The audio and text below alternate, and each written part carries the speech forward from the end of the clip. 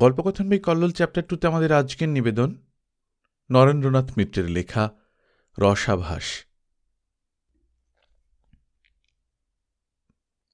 মুকুন্দ বহুক্ষণ ধরেই ওদের অনুসরণ করছিল। বলতে গেলে শিয়ালদর সেই একেবারে সাউথ স্টেশন থেকেই সে ওদের পিছু নিয়েছে। 5-6 জন আধবয়সী নিম্ন শ্রেণীর মেয়ে মানুষ, আর তাদের সঙ্গে 17-18 বছরের ওই মেয়েটি। ওর গায়ের রং সঙ্গিনীদের মতো কালো হলেও চোখ নাক এত টানা টানা আর মুখের ডোলটি এমন সুশ্রী যে মুকুন্দের মনে হল বহুকাল সে এমন সুন্দরী মেয়ে দেখেনি। ভাবলে অবাক হতে হয় যে এই নিম্ন শ্রেণীর মধ্যে এমন একটি সুশ্রী মেয়ে কোত্থেকে এসে জুটল। গেট দিয়ে ওরা যখন বেরোয় তখনই ওদের চোখ মুখের সতর্ক শঙ্কিত ভঙ্গি দেখে মুকুন্দ বুঝতে পেরেছে যে সে যাদের খুঁজছে তারা এই।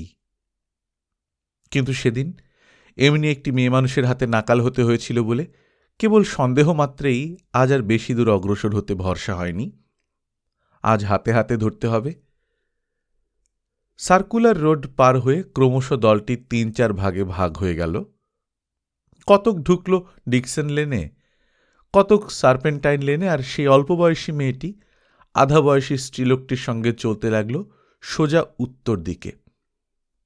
মুকুন্দ আর সবাইকে ছেড়ে দিয়ে ওদেরই পিছু নিল। গোয়েন্দা যে পেছনে লেগেছে তা পদ্মামণিও বুঝতে পেরেছে, কিন্তু মুখ পোড়া এমন পেছনে পেছনে ঘুরছে কেন? সামনে এসে বলুক না কি চায়, তারপর সিকিটা আধুলিটা নিয়ে নিষ্কৃতি দিক। তা তো নয়, হতভাগা কেবল দূর থেকে তাদের দিকে চোখ রাখছে আর শহরময় পিছু পিছু ঘুরে বেড়াচ্ছে। সোহাগী একসময় পদ্মমণির একেবারে গা ঘেঁষে দাঁড়াল, তারপর কানের কাছে মুখ নিয়ে ফিসফিস করে বলল, লোকটা যে কিছুতেই পিছু ছাড়ছে না মাসি, আমার ভারী ভয় করছে। পদ্মমণি ধমকের সুরে বলল, দেখ, অমন আহ্লাদে আহ্লাদে কথা আমার সয় না। ভয় যদি করে তো এসেছিস কেন? আমি তো তখনই বলেছিলাম ভয় বিপদ যথেষ্ট আছে, তখন তো বাধা মানলি না। এখন বোঝ মজা, পা চালিয়ে আয় আমার সঙ্গে। ওর চোখে ধুলো দিয়ে গলিটার মধ্যে ঢুকে পড়তে হবে। কতক্ষণ আর ঘুরবে পেছনে পেছনে? ওর মুরদ বোঝা গেছে। সোহাগী পদ্মমণির গায়ের সঙ্গে প্রায় মিশে গিয়ে বলল, তোর কিন্তু ভারী সাহস মাসি। পদ্মমণি সস্নেহে হাসল, 2-4 দিন ঘোর আমার সঙ্গে, সাহস তোরও হবে। পদ্মমণি জেনেছে সাহস ক্রমশ এইভাবেই মানুষের হয়। বছর দেড়েক আগে পদ্ম ওই সোহাগীর মতোই ভীতু ছিল। শহরের কথা শুনলে থরথর করে বুক কাঁপত। স্বামী শাশুড়ি আর ছেলের সঙ্গে সেই আকালের বছর যখন প্রথম আসে এই শহরে, কি ভয়ই না পদ্মমণির ছিল। যতবার গাড়ি ঘোড়া চলত মনে হতো এই বুঝি তাকে চাপা দিয়ে চলে যাবে। পাশ দিয়ে লোকে তার দিকে যতবার তাকাতে তাকাতে চলে যেত, ততবার অস্বস্তি আর লজ্জায় তার গায়ের লোম খাড়া হয়ে উঠত। মুখ তুলে কারো দিকে চেয়ে ভিক্ষা পর্যন্ত চাইতে পারত না। এই নিয়ে স্বামীর আর শাশুড়ির কত গালমন্দ সহ্য করতে হয়েছে তাকে। শেষটায় হাত পেতে চাইতে যখন শিখল, তখন তার আগে ছেলেও গেছে, স্বামীও গেছে, শাশুড়ি মরল তার কয়েকদিন পরে। তারপর পদ্মমণির আরও নানা রকমের ভয় ভাঙল, লজ্জা ভাঙল। ভাবল এই মুখ দেখাবে কি করে। শেষ পর্যন্ত দেখল কিছুতেই কিছু হয় না, সব সয়ে যায়। কে কাকে মুখ তুলে খোঁটা দিতে আসবে? প্রত্যেকের মুখেই তো কালি। সবাই জানে সবারই হাঁড়ির খবর। পদ্মমণি ভেবেছিল সবই যখন গেল তখন আর সংসারে কোনো দরকারও নেই, কোনো আশাও নেই, বাসনাও নেই। কোনোদিন এক সন্ধ্যা জোটে তো রাঁধবে, না জোটে তো উপোস করবে। কিন্তু মাস কয়েক পরে একদিন পাড়ার কুমুদিনী বলল, বউ, যারা গেছে তারা তো গেছেই, কেঁদে কেটে তো আর তাদের ফিরে পাবি নে, কিন্তু টাকা যদি রোজগার করতে চাস তো আমি করিয়ে দিতে পারি। পদ্মমণি বলল, থু থু, ঝাঁটা মারি এমন টাকার মুখে। কুমুদিনী তার দিকে চেয়ে হাসল, আরে দূর, তুই যা ভেবেছিস তা নয়। পাড়া সম্পর্কে তুই আমার ছোট ভাইয়ের বউ, তোকে কি অমন কথা বলতে পারি? তা নয় রে, পয়সা রোজগারের আরও পথ আছে। শহরে গিয়ে গোপনে গোপনে চাল বিক্রি করতে পারবি আমার সঙ্গে? পদ্মমণি অবাক হয়ে বলল, চাল? চাল কোথায় পাব? কুমুদিনী বলল, ফিকির ফন্দি তোকে আমি সব বলে দেব। শুরুতে কেবল গোটা কয়েক টাকা দরকার। ফিকির ফন্দি শিখে নিতে পদ্মমণির দেরি লাগেনি। গ্রামান্তর থেকে তাদের মতোই গেরস্থ ঘরের বৌঝিদের কাছ থেকে সস্তায় ভালো চাল কিনে শহরের বৌঝিদের কাছে বিক্রি করে আসতে হয়। কোনো কোনো সময় দ্বিগুণ তিনগুণ লাভ থাকে। যাতায়াতে রেল ভাড়া লাগে আনা 6। সতর্কভাবে মা কালীগঙ্গার নাম নিয়ে গেটটা পার হতে পারলেই হয়। ব্যাস, তারপরে আর ভয় নেই। কেবল মাঝে মাঝে এই গোয়েন্দাদের উৎপাত সহ্য করতে হয়। কাউকে কাউকে সিকিটা দোয়ানিটা ফেলে দিলেই চলে, কারো বা লোভ আরও বেশি। তাদের হাতে ধরা পড়লে এক দিন 3 দিনের লাভ পর্যন্ত রেখে দিতে হয়। কিন্তু এই বছরখানেকের মধ্যে সময় কি অদ্ভুতভাবেই না বদলেছে। ভিক্ষা চাইতে গেলে শহরের যেসব বাড়ি থেকে দূর দূর করে তাড়িয়ে দিয়েছে, সেসব বাড়িতে কর্তাগিন্নির কাছে পদ্মমণির এখন কত আদর। বাড়ির মধ্যে ডেকে নিয়ে গিয়ে এসো বাছা বসো বাছা বলে কত যত্ন। কেউ কেউ নালিশ করে বলেন, কোত্থেকে এক পোড়া কপালে কন্ট্রোল এসেছে, চালের মধ্যে কেবল পাথরের কুচি। বলো তো বাছা, ওই চাল কি মানুষের গলা দিয়ে গলে? তোমরা আছো তাই রক্ষা। কিন্তু মা, অমন 5 ছেড়ে আমার সংসারে কি হবে? মাসে 3-4 মনের দরকার যে। কেউ কেউ আবার দরাদরি করে, আবার ভয়ও দেখায়। জানো, বেআইনিভাবে চাল বেচতে এসেছ, যে কোনো মুহূর্তে পুলিশে ধরিয়ে দিতে পারি। মনে মনে পদ্মমণির রাগও হয়, ভয়ও হয়, কিন্তু মুখে সেসব কিছু প্রকাশ না করে শান্ত হেসে বলে, বাবারা আমার সঙ্গে তামাশা করছেন?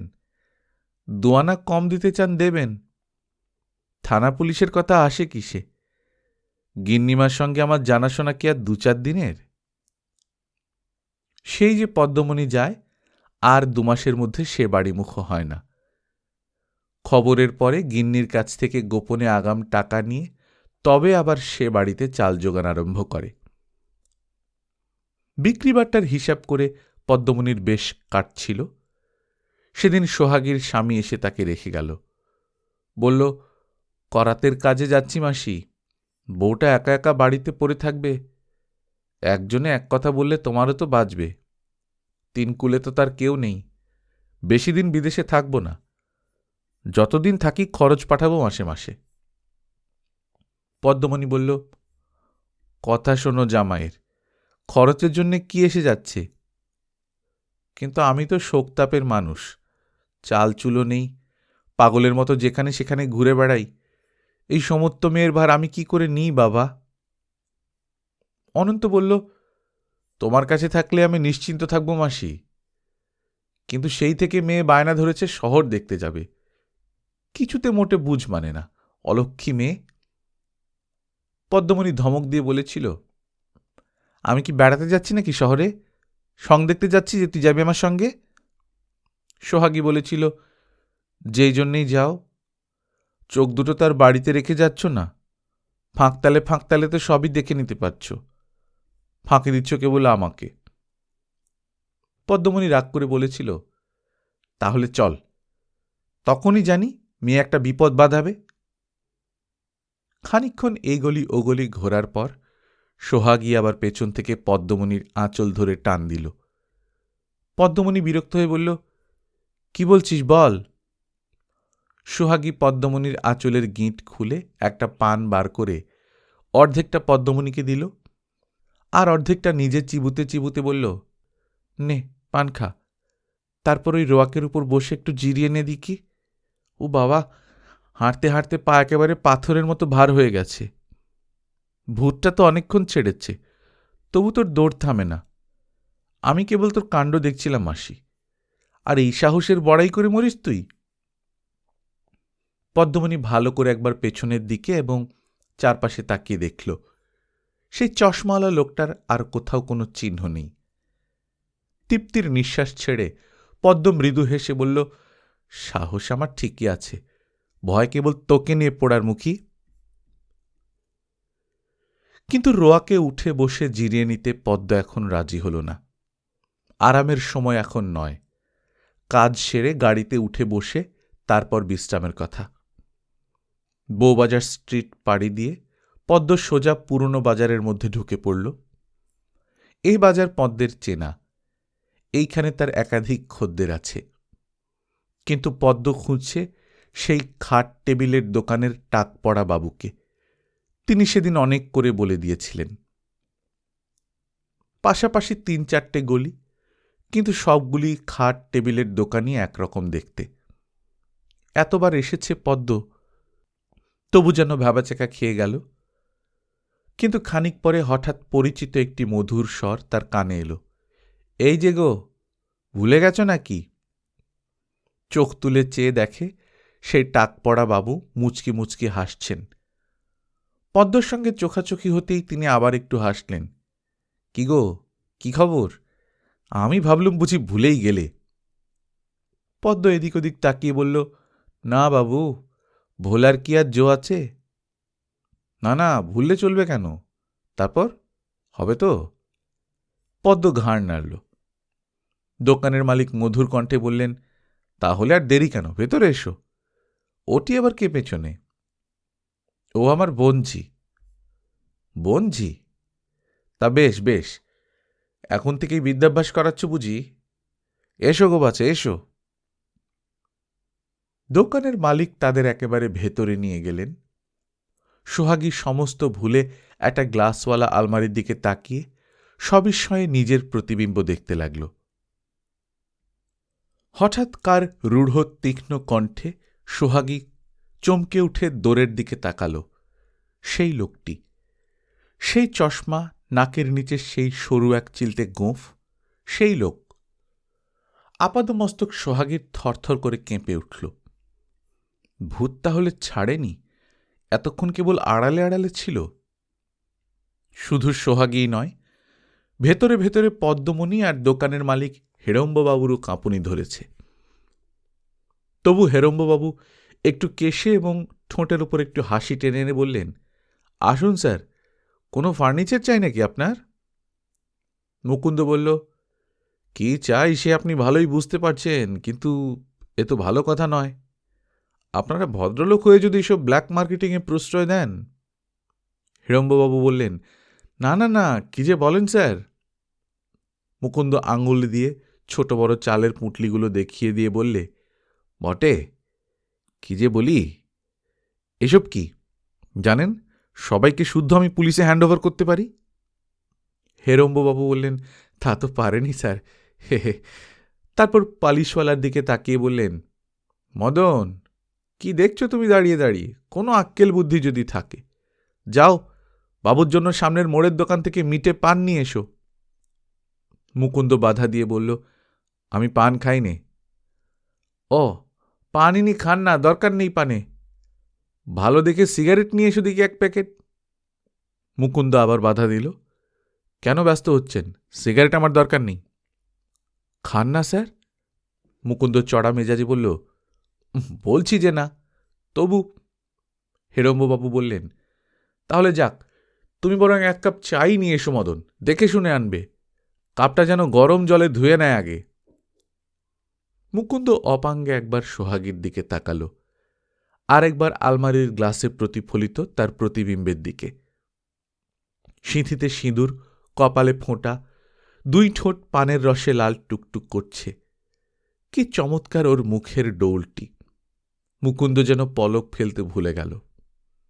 সবাই তার দিকে তাকিয়ে আছে দেখে মুকুন্দ আবার ধমকে উঠল, মাগি কি কম শয়তান! সারাটা দিন আমাকে পেছনে পেছনে ঘুরিয়ে মেরেছে, এখন এখন যাবে কোথায়? কি আশ্চর্য, এই আধমন চাল কি করে কাপড়ের তলায় লুকিয়ে আনতে পারল তাই ভাবি। আরও আছে নাকি, বার কর তো। পদ্মমণি বলল, না বাবু, আর নেই। মুকুন্দ বলল, না নেই, খোঁচা দিলে আরও আধমন খানিক বের হবে। হেরম্ববাবু বললেন, না স্যার, আর বোধহয় নেই। মুকুন্দ বললে, আপনি থামুন, সবাইকে চেনা গেছে, চোরের সাক্ষী গাঁট কাটা। তারপর সোহাগীর দিকে তাকিয়ে মুকুন্দ হঠাৎ ধমকে উঠল, কোমরের নিচে তোর আছে কমন। সোহাগী কি জবাব দিতে গেল, কিন্তু মুখ দিয়ে কথা বেরোল না। পানের রসে লাল দুই ঠোঁট থরথর করে কেবল কেঁপে উঠল। মুকুন্দ ক্ষুণ্ণ মনে ভাবল, এমন একটি মেয়েকে রাগ ধমক ছাড়া আর কোনো ভালো কথা বলা যাচ্ছে না, এমনই ভাগ্য। পদ্মর দিকে তাকিয়ে মুকুন্দ জিজ্ঞেস করল, কে হয় তোরও? পদ্ম কিছু বলবার আগেই সোহাগী বলল, আমার মাসি হয় বাবু। পদ্ম ভ্রুকুটি করল। মুকুন্দ হাসি চেপে জিজ্ঞাসা করল, ও কিছু আনেনি, সত্য বলছিস? হ্যাঁ বাবু, এই দোকানের বাবুকে জিজ্ঞেস করে দেখুন না। হেড়ম্ববাবু বললেন, সত্যি স্যার, ওকে কিছু আনতে দেখিনি। এই যে আপনার চা সিগারেট এসে গেছে। মুকুন্দ বলল, চা আপনি খান, যে সে দোকানের চা আমি খাইনি। হেড়ম্ববাবু এবার সিগারেটের বাক্সটা এগিয়ে দিলেন, ভেতরে 5 টাকার একখানি নোট। মুকুন্দ একবার দেখল কি দেখল না, নোটখানা পকেটে পুরে একটা সিগারেট ধরিয়ে উঠে দাঁড়াল। তারপর হেড়ম্ববাবুর দিকে তাকিয়ে পিঠ চাপড়ে দেওয়ার ভঙ্গিতে বলল, প্রশ্রয় দেবেন না, আপনারা প্রশ্রয় দিয়ে দিয়েই তো ওদের বাড়িয়ে তুলেছেন। তারপর পদ্মমণি আর সোহাগীর দিকে তাকিয়ে মুকুন্দ বলল, এসব পোঁটলাপুটলি তুলে নে, থানায় যেতে হবে আমার সঙ্গে। পদ্মমণি কাতর দৃষ্টিতে একবার হেড়ম্ববাবুর দিকে তাকাল, তারপর মুকুন্দকে বলল, এবারের মতো ছেড়ে দিন বাবু। হেড়ম্ব প্রতিধ্বনি করে বলল, হ্যাঁ স্যার, ছেড়েই দিন, গরিব মানুষ, পেটের দায়ে এসব ধরেছে আর কি। মুকুন্দ স্নিগ্ধ কণ্ঠে বলল, কর্তব্য বড় কঠোর মশাই। হেড়ম্ববাবু বললেন, তা তো বটেই, তা তো বটেই, তবে ছেড়ে দিলেও পারতেন, গরিব মানুষ। ছেড়ে তো দেবই, তবে তার আগে সামান্য একটু দরকার আছে থানায়, সেটুকু সেরেই ছেড়ে দেব। দোকানের বাইরে এসে পদ্মমণি আর একবার কাতর অনুনয় বলল, কিছু জরিমানা নিয়ে আমাদের ছেড়ে দিন বাবু। মুকুন্দ ধমক দিয়ে বলল, চুপ, অত সহজ মনে করেছিস বুঝি? সোজা থানায় যেতে হবে। 2-4 জন মজা দেখবার জন্য পেছন পেছন যাচ্ছিল। মুকুন্দের কুটিল ভ্রুকুটি দেখে তারা নিবৃত্ত হয়ে সরে দাঁড়াল। অন্ধকারে এই গলি ও গলি দিয়ে ঘুরে ঘুরে মুকুন্দ হঠাৎ একসময় পদ্মমণিকে বলল, আচ্ছা তুই যা। আর ওর দেরি হবে, থানায় গিয়ে জবানবন্দি নিতে হবে ওর। ছেড়ে দিন না বাবু, ওর তো কোনো দোষ নেই। দোষ আছে কি না আমি বুঝব, তুই যা। পদ্মমণি এক মুহূর্ত কি ভাবল, তারপর মনে মনে হেসে বলল, আচ্ছা। সোহাগীর অস্ফুট কাতরোক্তি শোনা গেল, আমাকে ফেলে যাসনি মাসি। অমন করে চেঁচাচ্ছিস কেন ছুরি? তোকে কি জমের মুখে ফেলে যাচ্ছি নাকি? ভয় কি? থানা পুলিশ তো আর কিছু হচ্ছে না, এ তো ভালোই। মনে হল পদ্মমণি বুঝি চলেই গেল, কিন্তু একটু পরে পেছনে আবার তার পায়ের শব্দ শুনে মুকুন্দ রুখে দাঁড়িয়ে বলল, আবার তুই আসছিস পেছন পেছন? বললুম না তোকে চলে যেতে? সে কথার কোনো জবাব না দিয়ে পদ্মমণি ফিসফিস করে বলল, বাবুর বাসা কি খুব কাছেই নাকি? মুকুন্দ অন্ধকারের তীক্ষ্ণ দৃষ্টিতে তার দিকে তাকাবার চেষ্টা করে বলল, বাসা? বাসার কথা তোকে কে বলল? আবছা অন্ধকারে পদ্মমণি একটু হাসল। ও কথা কেউ কি বাবু আর মুখ ফুটে বলে? ও আমরা এমনিতেই বুঝিনি। কোনো লজ্জা করবেন না বাবু, মেয়ে কি ওতে মরবে না পচে যাবে? চোখের ওপর কত দেখলুম, কেবল একটু তাড়াতাড়ি ছেড়ে দেবেন। সারাদিন তো গেল, রাত 9টার গাড়ি আমাদের ধরতেই হবে। হ্যাঁ, আরেকটা কথা, দস্তুরিটা। বলে পদ্মমণি হঠাৎ মুকুন্দর সামনে হাত বাড়িয়ে দিল। মুকুন্দ বলল, কি? পদ্মমণি একটু লজ্জিত হবার ভঙ্গি করে বলল, ভাবু যেন কি, দস্তুরি তো আগামী পেয়ে থাকি আমরা। আমি ওর আপন মাসি কি না, একমাত্র গার্জিয়ান। মাসি? হঠাৎ যেন আর্তনাদ করে উঠল মুকুন্দ, তুমি ওর আপন মাসি? সত্যি বলছ? আওয়াজের তীক্ষ্ণতা বুঝি পদ্মমণির বুকের ভেতরে গিয়ে বেঁধবে। একটু দম নিয়ে পদ্মমণি বলল, মিথ্যে কেন বলতে যাব বাবু? আপন মাসি তো, তাতে কি হয়েছে? কেবল ওরই তো মাসি নয়, সম্পর্ক তো এখন আপনারও মাস শাশুড়ি। নিজের রসিকতায় পদ্মমণি নিজেই ফিক করে একটু হাসল। পদ্মমণির এই সানন্দ সহায়তায় উৎফুল্ল হওয়া দূরে থাক, কিছুক্ষণ মুকুন্দ যেন স্তম্ভিত হয়ে রইল। তার নিজের পাপ, নিজের দুর্বলতা যেন এর কাছে তুচ্ছাতি তুচ্ছ হয়ে গেছে। পদ্মমণি আবার বলল, বাবু, রাত বেশি হয়ে যাবে যে। মুকুন্দ পকেট থেকে 5 টাকার সেই নোটটা পদ্মমণির হাতে ছুঁড়ে ফেলে দিয়ে দুঃসহ ঘৃণায় চিৎকার করে উঠল, যা, পালা, পালা শিগগির। তারপর নিজেই এক ফাঁকে সরু গলির ভেতর দিয়ে দ্রুত পায়ে সেখান থেকে পালিয়ে গেল।